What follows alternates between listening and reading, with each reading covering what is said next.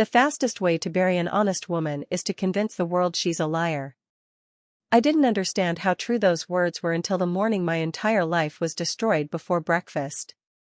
The first thing I noticed wasn't the shouting. It was the smell of fresh lemon polish lingering across the marble floors of the Ashford estate, the same scent that greeted me every morning at exactly 6:15. I had worked there for almost 3 years, long enough to know every hallway, every crystal vase, every family portrait staring silently from the walls. At 26, being a housemaid wasn't the dream I carried as a little girl growing up in Ohio, but it paid my rent in Manhattan, covered my mother's medical bills back home, and reminded me that dignity came from how you worked, not the title printed on your paycheck. I adjusted my navy housekeeping uniform, tucked a loose strand of blonde hair behind my ear, and balanced a basket of fresh towels against my hip as sunlight poured through the enormous windows overlooking the gardens. It looked like one of those perfect New York mornings people imagined when they watched romantic movies. Quiet. Elegant. Safe. I should have known better.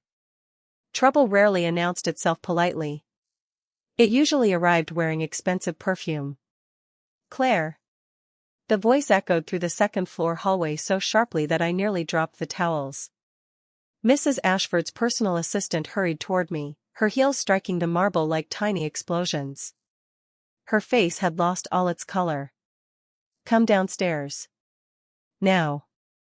I blinked. "Is everything okay?" She didn't answer. She simply turned around, expecting me to follow. My stomach tightened with every step toward the grand ballroom where preparations for that evening's charity gala had already begun. Florists arranged white roses beneath towering chandeliers. Caterers rolled silver carts across polished floors. Designers adjusted silk table runners worth more than my monthly paycheck. Yet nobody was working anymore. Every face was turned toward the center of the room. Toward me. Conversation stopped the moment I entered. The silence settled over my shoulders like wet concrete. Mrs. Eleanor Ashford stood beside the grand staircase wearing an ivory designer suit that probably cost more than my car. In one perfectly manicured hand she held an empty velvet jewelry box. "There she is," she said, her voice calm enough to make my heartbeat stumble. "The maid." Dozens of guests, employees, and event planners looked at me all at once. I forced a polite smile, though my pulse had begun hammering inside my ears. "Ma'am?" She lifted the velvet box. "My diamond brooch disappeared less than 15 minutes ago."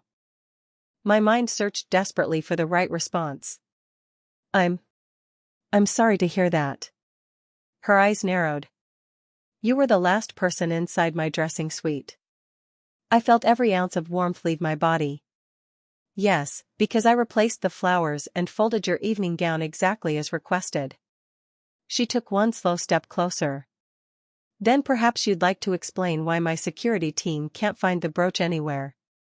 My throat tightened. "Because I never touched it." A whisper rippled through the ballroom. Someone quietly lifted a phone. Another followed. Tiny camera lenses pointed toward me before I even realized what was happening. Within seconds, I wasn't standing in a ballroom anymore. I was standing inside a trial where the verdict had already been decided. My mouth opened, but nothing came out. It was an odd thing, discovering that fear had a sound. It was not screaming. It was silence. Complete, crushing silence that settled inside your chest until even breathing felt like an interruption. I looked from Mrs. Ashford to the security guards standing near the entrance, then to the guests pretending not to stare while secretly recording every second with their phones. Some wore sympathetic expressions. Others looked almost entertained. I realized then that people loved a scandal far more than they loved the truth. "I did not take your brooch," I said carefully, forcing each word past the knot in my throat. "I have never stolen anything in my life." Mrs. Ashford folded her arms. "That is exactly what someone in your position would say." My position. Not my name. Not Claire. Just another maid whose honesty suddenly carried less weight than an expensive piece of jewelry. The event manager stepped clearing his throat awkwardly. Perhaps we should handle this privately. No, Mrs. Ashford answered before anyone else could speak. If my employees are trustworthy, they have nothing to hide. More phones appeared above the crowd. Tiny glowing screens reflected in the polished marble floor like scattered stars. Somewhere behind me I heard someone whisper, "She looks nervous." Another voice replied, "Because she got caught." I wanted to turn around and tell them they were wrong, that nervous and guilty were not the same thing, but I already understood they had chosen their story. Facts were no longer invited. One of the security officers approached with professional calm. He looked uncomfortable, almost apologetic. "Miss Bennet," he said quietly, "would you be willing to let us inspect your housekeeping cart?" I nodded immediately. Of course. He searched every folded towel, every cleaning bottle, every supply drawer.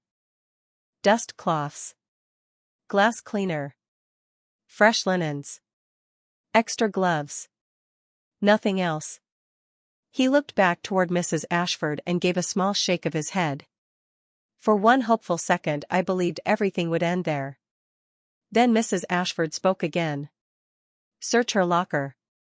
My heartbeat skipped. "You cannot be serious." "Company property. Company rules." The assistant disappeared upstairs while dozens of strangers continued watching me as though I had become the afternoon's entertainment before the charity gala even began. Minutes stretched endlessly until she returned carrying a clear plastic evidence bag. Inside rested a sparkling diamond brooch that caught the sunlight from the ballroom windows. Gasps echoed through the room. I stared at it, unable to understand what my own eyes were seeing. "No," I whispered. "That is impossible." Mrs. Ashford's expression never changed. "It was found inside your employee locker beneath your sweater." My knees weakened. I had left that sweater folded there before starting my shift. I had not opened the locker once since arriving. "Someone put it there," I said, my voice shaking despite every effort to stay composed.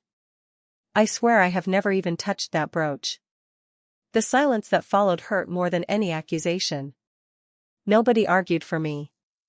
Nobody questioned how quickly the evidence had appeared. The only sound came from dozens of phone notifications as videos uploaded in real time. One young woman standing near the floral arrangements lowered her phone just enough for me to glimpse the screen. The caption was already written. "Housemaid caught stealing during charity gala." Thousands of views began climbing before my eyes.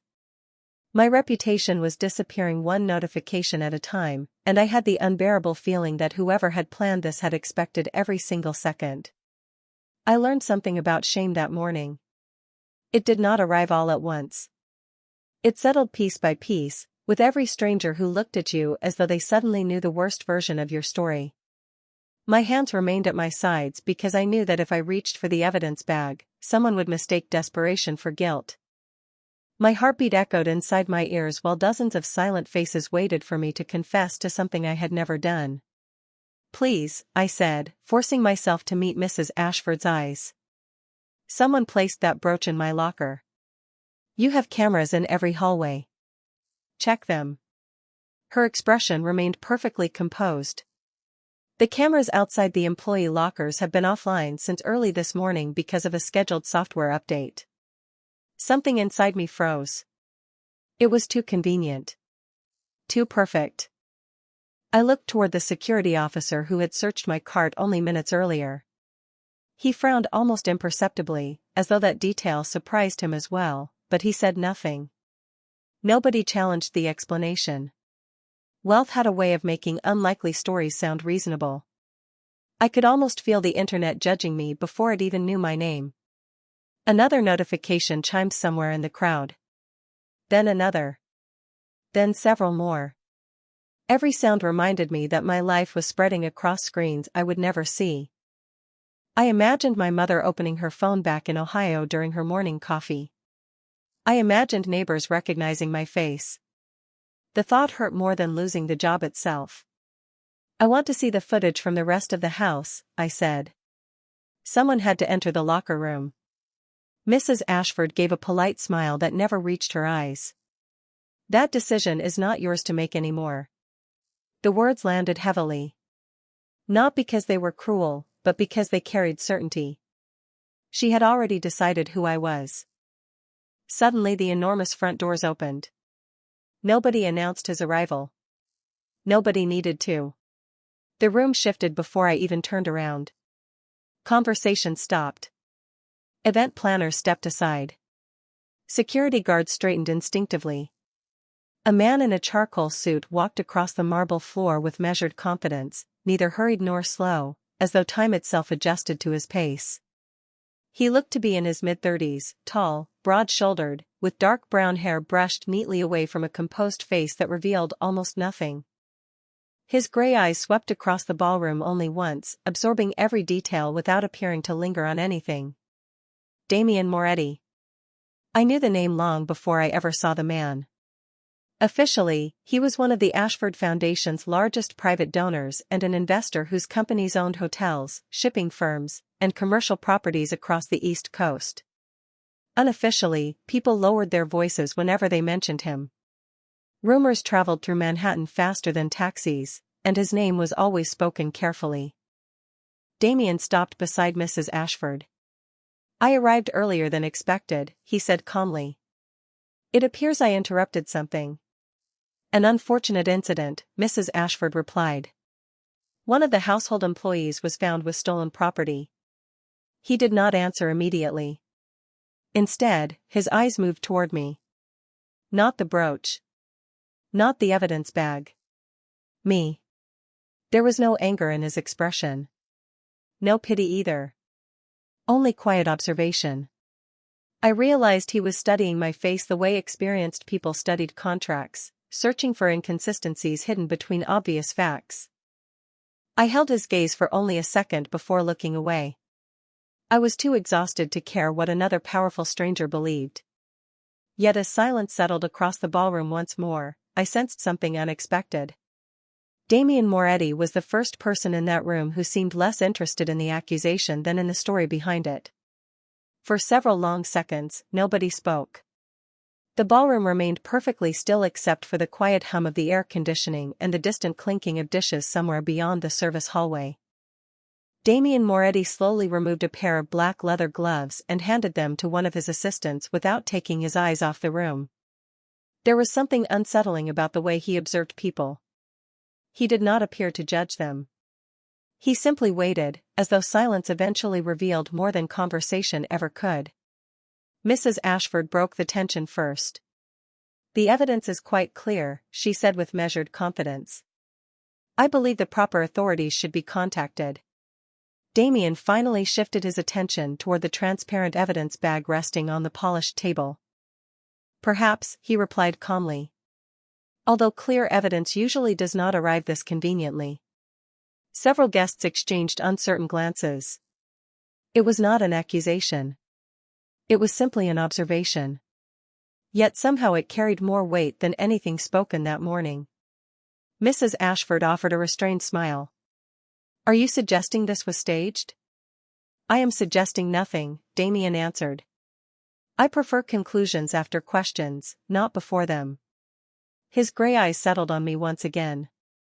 Miss Bennet. Hearing my name instead of my job title caught me off guard. Yes, sir.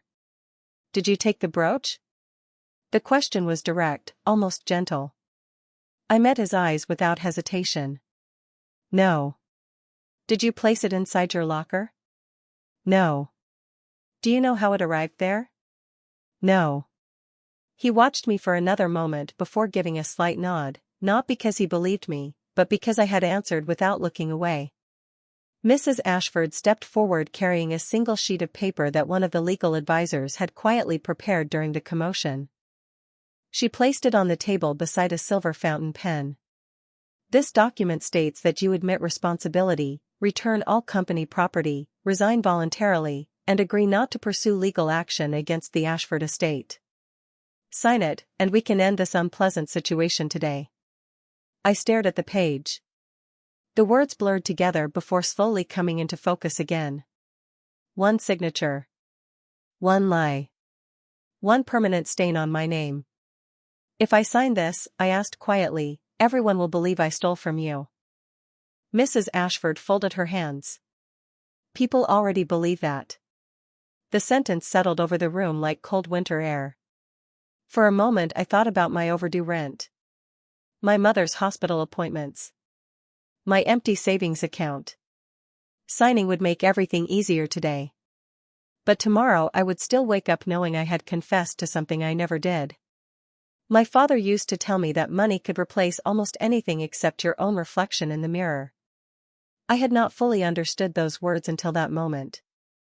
Slowly, I pushed the document back across the table. I cannot sign something that is false. A few quiet whispers spread through the guests. Mrs. Ashford's expression hardened ever so slightly. Then you understand the consequences. I swallowed carefully. I understand that the truth does not become a lie simply because more people repeat it. For the first time since entering the ballroom, Damien allowed the faintest trace of expression to cross his face. It was not a smile. It looked more like recognition. As though he had been waiting to hear exactly those words. He glanced toward the security team, then toward the dozens of phones still recording every second. Finally, in the same calm voice that had never risen above conversation, he said something that caused the room to fall completely silent. No one leaves this estate until I understand who benefits from destroying an innocent employee. The silence after Damien spoke felt heavier than every accusation that had come before it. No one argued. No one reached for the door. Even the guests who had been eagerly recording lowered their phones without realizing they had done it. Authority did not always sound loud. Sometimes it sounded like a quiet voice that everyone instinctively obeyed. Mrs. Ashford inhaled slowly before forcing another polite smile. Damien, with all due respect, I appreciate your concern, but this is a private household matter. He turned toward her with the same composed expression he had worn since arriving. It stopped being private the moment dozens of videos were uploaded from your ballroom. His words settled over the room. Several guests glanced down at their phones as if suddenly embarrassed to be holding them. Damien continued, within the last 15 minutes, a woman's reputation has been placed on public display without any independent verification. Whether she is innocent or guilty is not the point.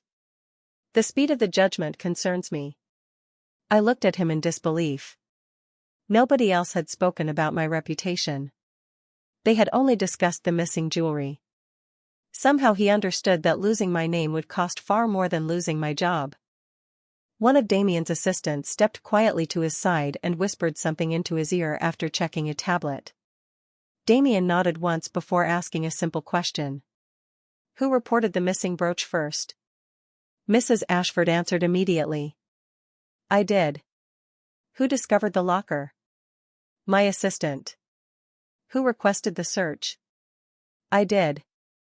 Who handled the evidence before it entered the bag? The room became noticeably quieter. Mrs. Ashford hesitated for the first time. The assistant picked it up.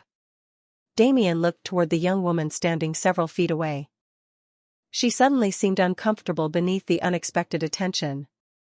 Were gloves worn? He asked. No, she admitted softly. I was trying to help. Damien simply nodded again. Then fingerprints, if any existed, are no longer reliable. Nobody responded. He had not accused anyone of wrongdoing. He had only pointed out another fact that no one else had considered.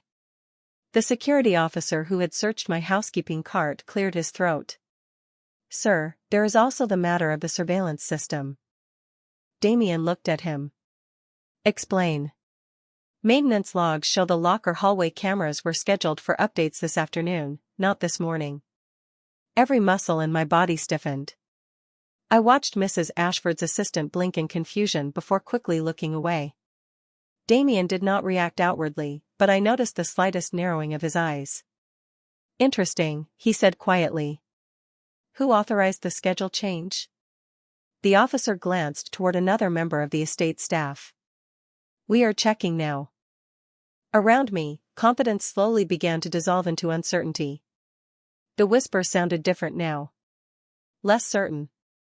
Less eager. A few guests who had been convinced of my guilt only minutes earlier exchanged uneasy looks as pieces of the story stopped fitting together. I stood perfectly still, afraid that even breathing too loudly might interrupt whatever fragile shift had begun. Damien walked toward one of the ballroom windows overlooking the perfectly trimmed gardens. For several seconds he watched gardeners preparing flower displays for the evening gala as though organizing his thoughts. Without turning around, he spoke in the same calm voice. The person responsible did not simply hide a brooch. They created a narrative. He finally faced the room again. People who build false stories usually make one mistake. They prepare the ending before they prepare the beginning. As his words settled into the silence, I saw something I had not seen since the nightmare began. It was not proof.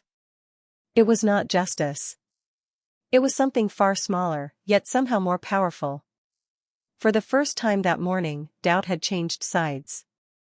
Hope is a dangerous thing when it appears too early.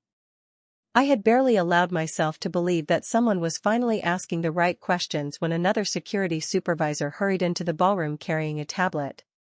His face looked tense, the kind of expression people wore when they knew they were about to disappoint someone important. "Sir," he said to Damien, "we recovered the remaining surveillance footage from the west corridor, the service elevator, and the main entrance. There is nothing unusual. Miss Bennet never appears carrying the brooch, and nobody is seen entering the employee locker room except staff during normal shifts." My heart rose for half a second before sinking again. No proof was not the same as innocence. It simply meant the answers were still hiding somewhere else. Damien accepted the tablet without speaking. He reviewed several clips himself, his thumb moving across the screen with calm precision. Every few seconds he paused, replayed a moment, then continued. The ballroom remained almost perfectly silent as dozens of people waited for him to reach a conclusion. Finally he handed the tablet back. "Interesting," he murmured. "The missing footage creates the largest gap exactly where the accusation depends upon it." Mrs. Ashford crossed her arms. "Technology fails every day." "Yes," Damien replied evenly. "Coincidences also happen every day. They simply happen less often when they benefit only one version of the story."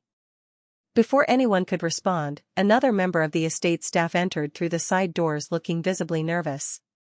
"Excuse me," he said, catching his breath. There is another issue." Every head turned toward him. One of the temporary floral assistants checked out nearly 40 minutes earlier than scheduled, but nobody remembers approving the departure.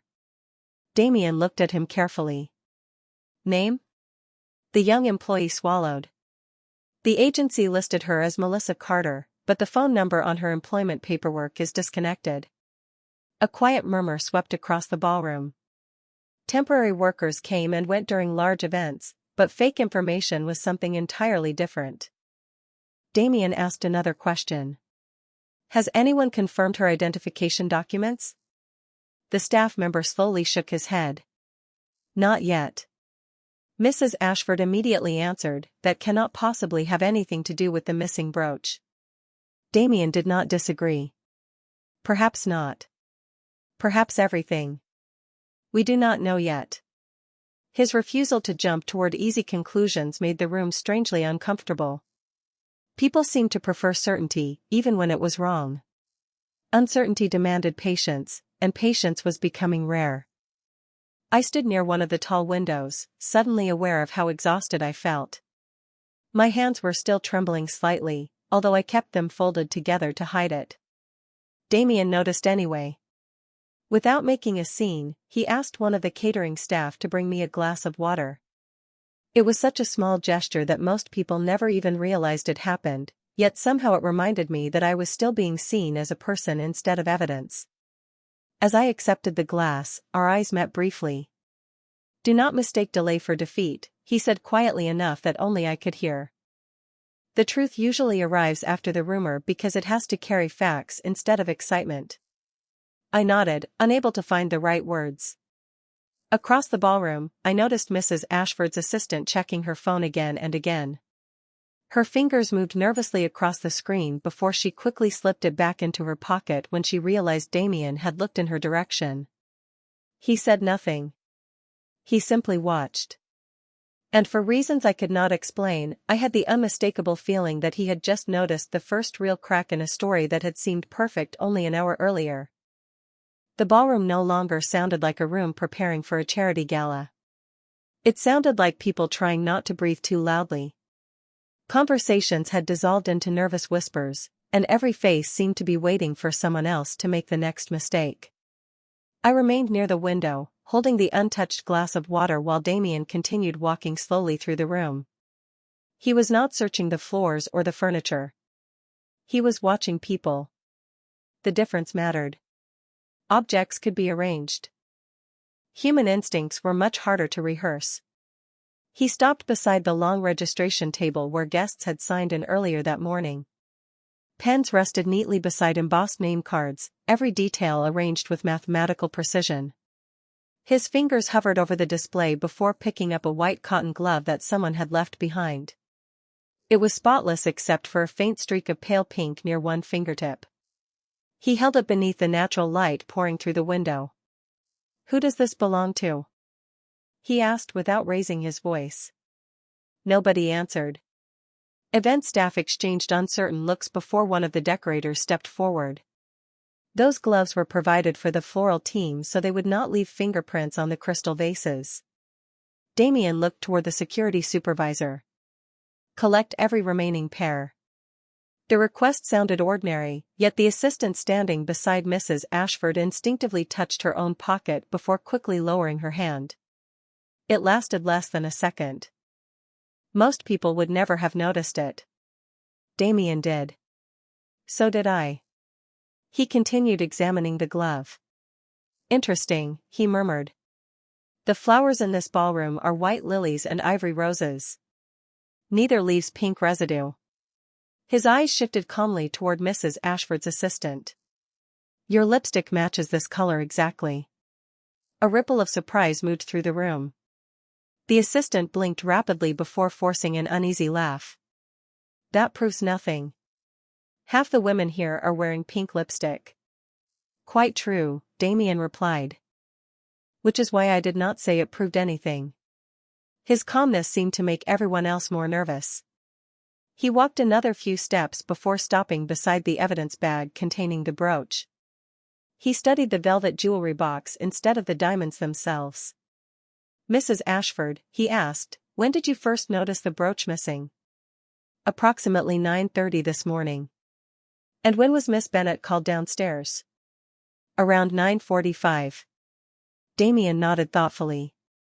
"Then someone had approximately 15 minutes to notice the disappearance, decide the maid was responsible, locate her locker, place the brooch inside, organize a search, and gather witnesses." Nobody spoke. He continued in the same measured tone.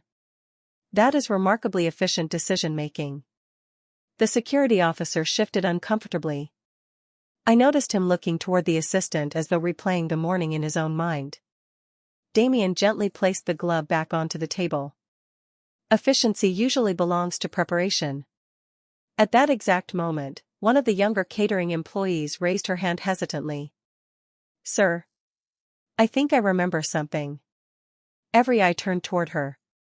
She looked terrified to be speaking.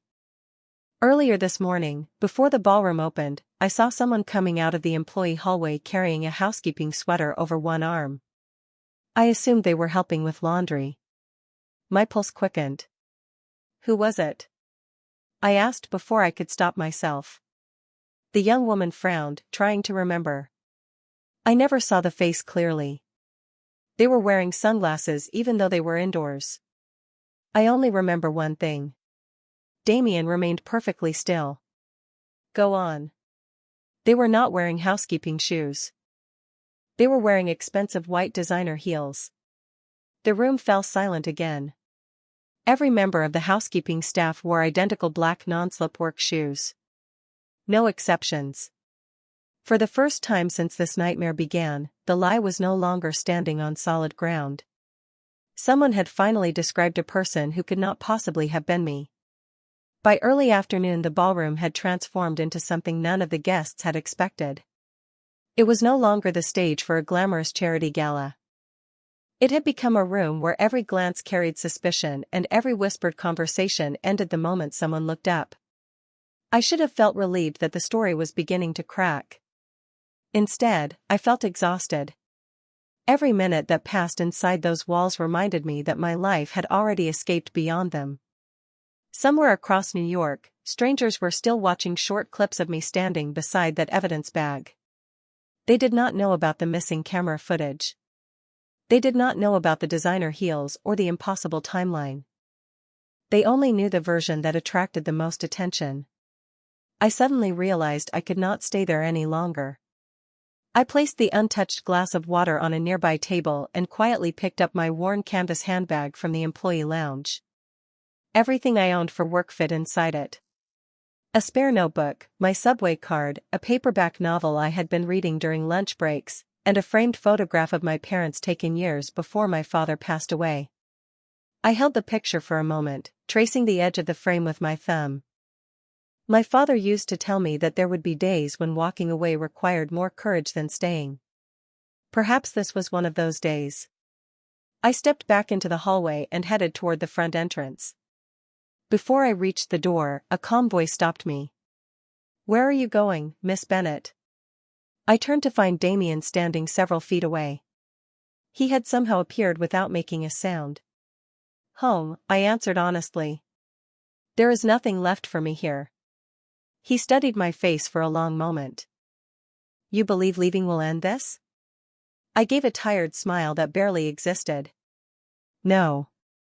I believe staying will not change what millions of people already think." For the first time that day, something softened in his expression.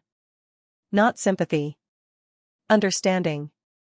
"You are thinking about the videos." I nodded. "I can find another job someday. I can earn another paycheck. But every employer will search my name before they hire me. Every neighbor will wonder if the headlines were true. Every introduction will begin with something I never did." The words hurt more once they were spoken aloud. Damien looked toward the ballroom where guests continued speaking in hushed voices. "Do you know why false stories spread so quickly?" he asked. I shook my head. "Because they ask nothing from the audience except emotion. The truth asks for patience." I looked down at the photograph still resting in my hand. "Most people are not patient." "No," he admitted quietly. "But enough of them are." I took a slow breath. "Thank you for asking questions that nobody else asked. But I cannot spend my life waiting for strangers to change their minds." I reached for the front door. Before my hand touched the brass handle, Damien spoke again. "If you leave now, whoever planned this wins twice." I stopped without turning around. "First they stole your reputation," he continued. "Then they convinced you to surrender your place before the truth had the opportunity to arrive." The hallway fell silent. Outside, I could see reporters beginning to gather beyond the estate gates, cameras pointed toward the mansion like birds waiting for movement. My heart sank. They were not waiting for answers. They were waiting for another headline. Damien stepped beside me, his voice remaining calm despite the growing chaos beyond the windows. "Miss Bennet," he said, "I am not asking you to stay because you need my help. I am asking you to stay because someone worked very hard to make you leave. I would like to disappoint them." I stood there with my hand resting against the cold brass door handle while reporters gathered beyond the front gates like storm clouds that refused to move on. Their camera lenses flashed every few seconds through the iron fence, each burst of light reminding me that the outside world was already writing its own ending. I slowly released the handle and turned back toward Damien. He gave the slightest nod, not as though he had won an argument, but as though I had made my own decision. We returned to the ballroom together, where the atmosphere had changed yet again. The certainty that had filled the room that morning was gone. In its place sat quiet uneasiness. Guests who had eagerly repeated accusations now avoided eye contact. Staff members spoke in hushed voices. Nobody seemed quite as confident anymore. Damien's assistant approached carrying another tablet. "Sir, our technology team recovered something from the estate network." Damien accepted it without a word. "The deleted hallway recordings could not be restored," the assistant explained, "but we located the access logs from the security system." Damien scanned the screen for several moments before asking, "Who has authorization to modify camera schedules?" "Only 3 people," the assistant answered. "The head of security, Mrs. Ashford, and her executive assistant." Every eye in the ballroom shifted almost instinctively toward the assistant standing beside Mrs. Ashford. Her posture stiffened, but she quickly composed herself. "That proves nothing," she said. "I access the system almost every day for event coordination." "I agree," Damien replied calmly. "Access alone proves nothing." He continued reading.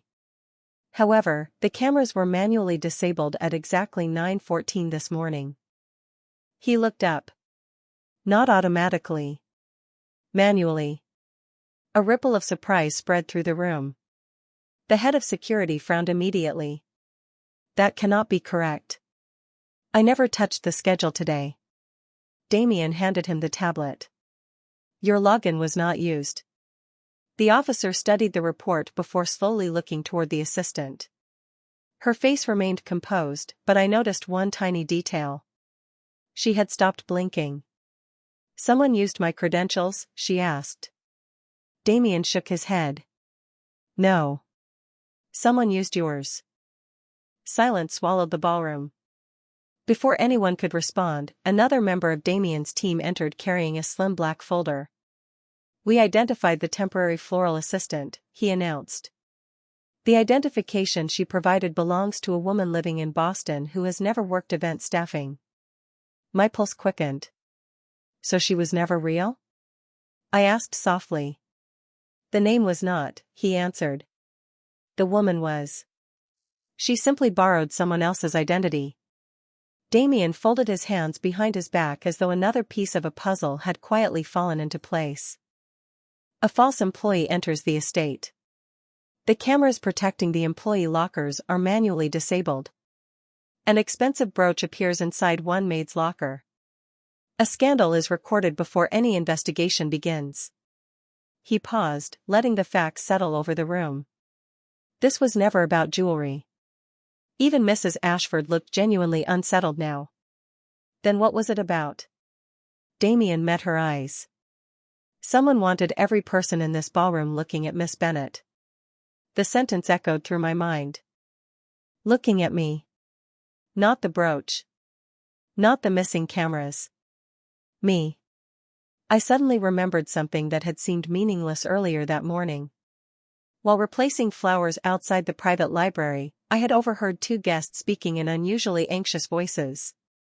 One of them had quickly closed the library door the moment they noticed me nearby. At the time I assumed they simply wanted privacy. Now the memory felt different. My heart began beating faster. I looked at Damien. I whispered. "I think I remember something I was never supposed to hear." The memory came back in fragments, the way sunlight slips through broken blinds. At first it was only a voice. Then a sentence. Then the image of polished walnut doors closing just before I reached the private library with a vase of fresh lilies balanced carefully against my shoulder. I looked at Damien. "It was around 9 o'clock, I said slowly. I was replacing flowers outside the library before going upstairs." Every conversation inside the ballroom stopped. Damien nodded once. "Tell us exactly what you remember." "Nothing more. Nothing less." I closed my eyes for a moment, forcing myself back into that ordinary morning before everything changed. The library door was slightly open. I heard 2 people talking. I was not trying to listen. I only noticed because one of them sounded upset. "Could you recognize either voice?" he asked. "No." They were speaking quietly. I searched my memory again. One person said, "If this gets out before tonight, everything falls apart." Then someone else answered, "Make sure nobody connects it to the foundation." A heavy silence settled over the room. Mrs. Ashford looked genuinely confused now. The foundation, she repeated softly. Damien did not react immediately. Instead, he asked another question. What happened next? The door opened suddenly. I looked down because I thought I had interrupted something. One of the guests smiled and thanked me for bringing fresh flowers, even though I had not entered the room yet. Then the door closed. Damien remained thoughtful. Did either person appear nervous? I nodded. Very. I remember thinking it was strange because everyone else seemed excited about tonight's gala. Before anyone could speak, Damien's assistant stepped forward again. Sir, we completed another search. He held up a printed guest list. One invited donor checked in this morning but left the estate less than 20 minutes before the accusation against Miss Bennet began. His departure was never announced. Damien accepted the paper. Name? Richard Holloway. Several guests exchanged surprised looks. Mrs. Ashford frowned. Richard has served on our fundraising committee for years. Damien's expression remained unreadable. According to the registration logs, he requested access to the private library immediately after arriving. My stomach tightened. The library. The same room. The same voices. Damien looked toward the head of security. Was anyone authorized to escort Mr. Holloway? No, sir. He said Mrs. Ashford had already approved his visit. Mrs. Ashford immediately shook her head. I never gave such permission. Another quiet wave of uncertainty swept through the ballroom. Damien placed the guest list beside the security report. Interesting. A donor enters the library. A temporary employee with a false identity appears inside the estate. Surveillance protecting one hallway is manually disabled. A public accusation follows minutes later. He looked around the room, allowing everyone to absorb the sequence for themselves. Separate events often appear unrelated until someone places them in the correct order. The assistant who had remained composed all afternoon suddenly spoke. You cannot seriously believe this has anything to do with the charity foundation. Damien turned toward her calmly. I believe someone hoped we would spend the entire day discussing a stolen brooch instead of asking what happened inside that library. Her face lost what little color remained. She quickly looked toward Mrs. Ashford before lowering her eyes. Damien noticed the movement immediately. So did I. It lasted only an instant, but it was enough. He walked toward the closed library doors at the far end of the hallway and rested one hand against the polished wood. Sometimes, he said quietly, the loudest scandal in a building exists only to keep people from opening the one door that actually matters. Then he turned the brass handle, and for the first time that day, every person in the estate seemed to understand that the missing brooch had never been the real story. Damien pushed the library door open with unhurried confidence, and for a brief moment I expected to find some dramatic secret waiting inside.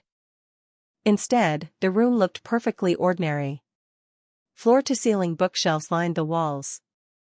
Afternoon sunlight spilled across a polished mahogany table. Leather chairs sat exactly where they belonged. If someone had hidden the truth here, they had hidden it well. Several members of the security team began inspecting the room while Damien remained near the entrance, watching instead of searching. That difference had become familiar. Everyone else looked for objects.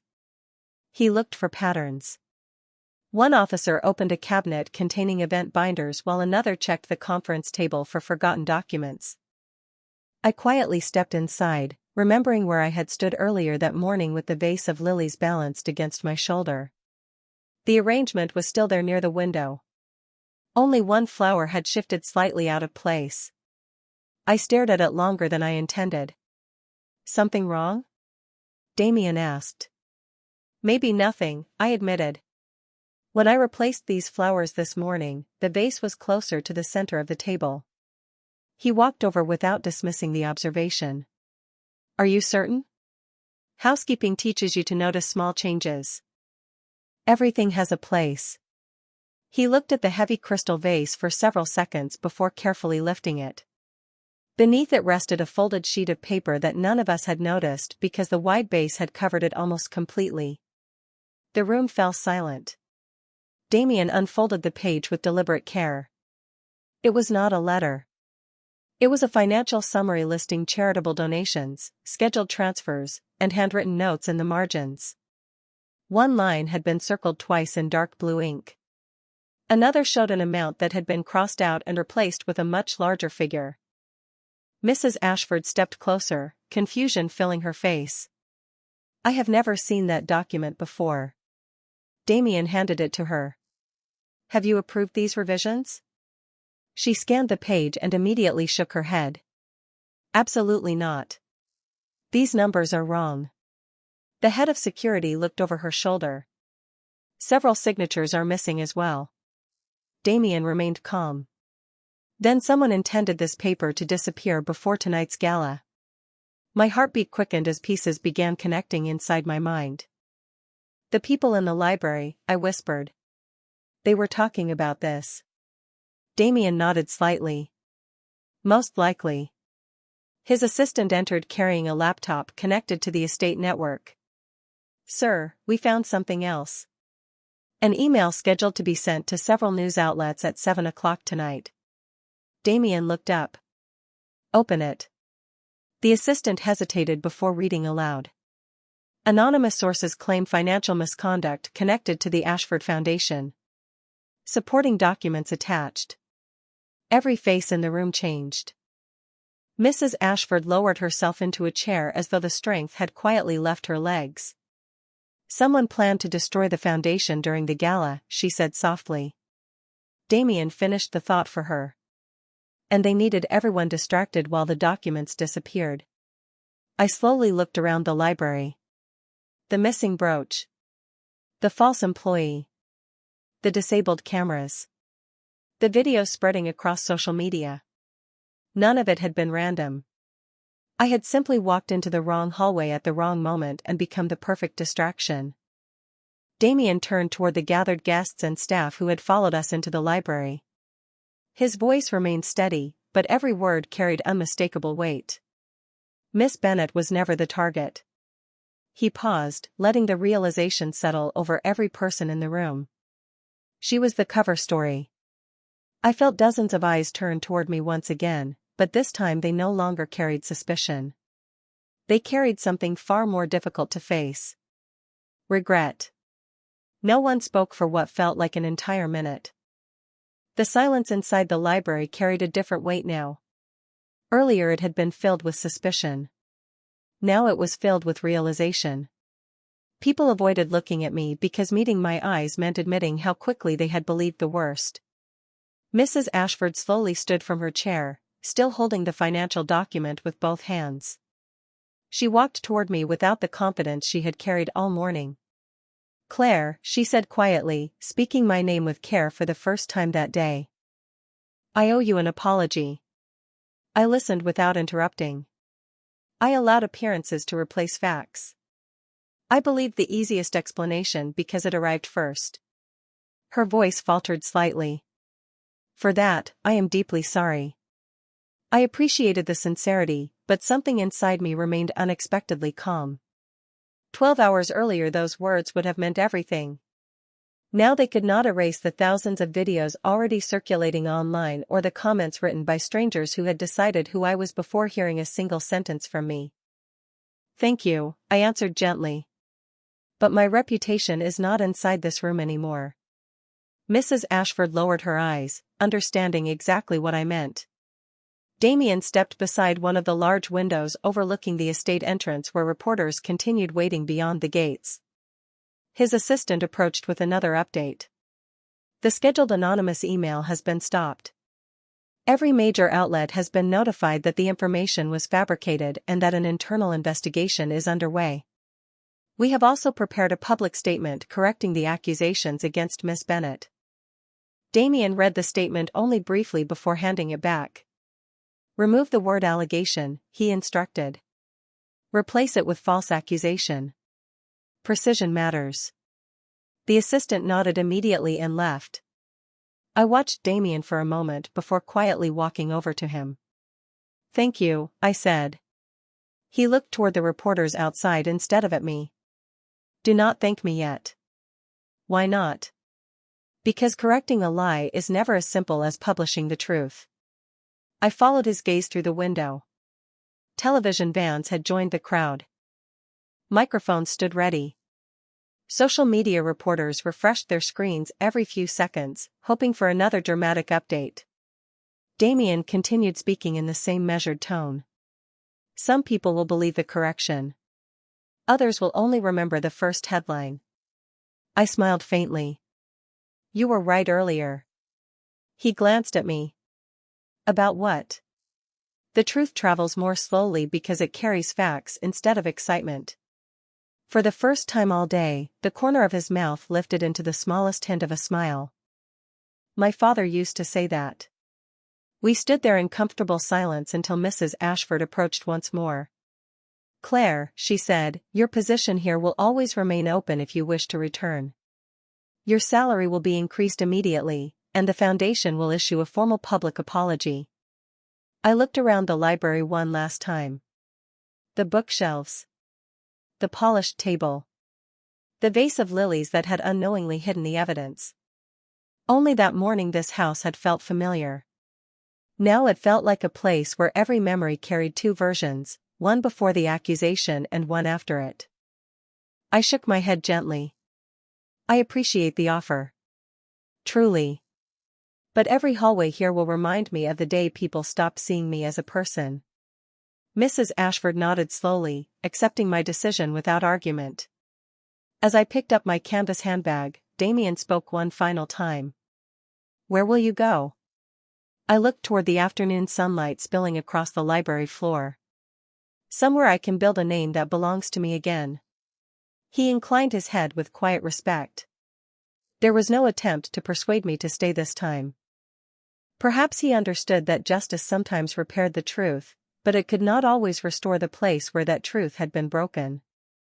1 year later, I stood in front of a small brick building on the Upper West Side with a fresh coat of blue paint and a simple sign above the entrance that read Bennett Career Resource Center.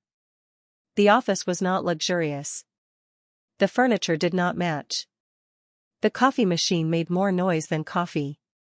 But every chair inside had been placed there for someone who needed a second chance instead of another judgment. We helped people whose lives had been shaken by false accusations, online harassment, or mistakes that refused to disappear from search results. Some came looking for work. Others came looking for confidence. Most needed both. Every morning I unlocked the front door before 8 o'clock, filled a glass pitcher with water, straightened the brochures on the reception desk, and reminded myself that peace often arrived disguised as ordinary routines. My name had slowly returned to me. It had not happened because strangers suddenly apologized. It happened because I continued living long after their attention moved somewhere else. The internet had found new scandals. The world had found new headlines. And I had found something far more valuable than public approval. I had found purpose. Late one autumn afternoon, my receptionist walked into my office carrying a small envelope. Someone left this for you, she said with a curious smile. There was no mailing address. Only my name written neatly across the front. Inside rested a handwritten note. Thank you for proving that dignity survives even when reputation does not. Beneath the message was an invitation to the Ashford Foundation's annual Community Scholarship Ceremony.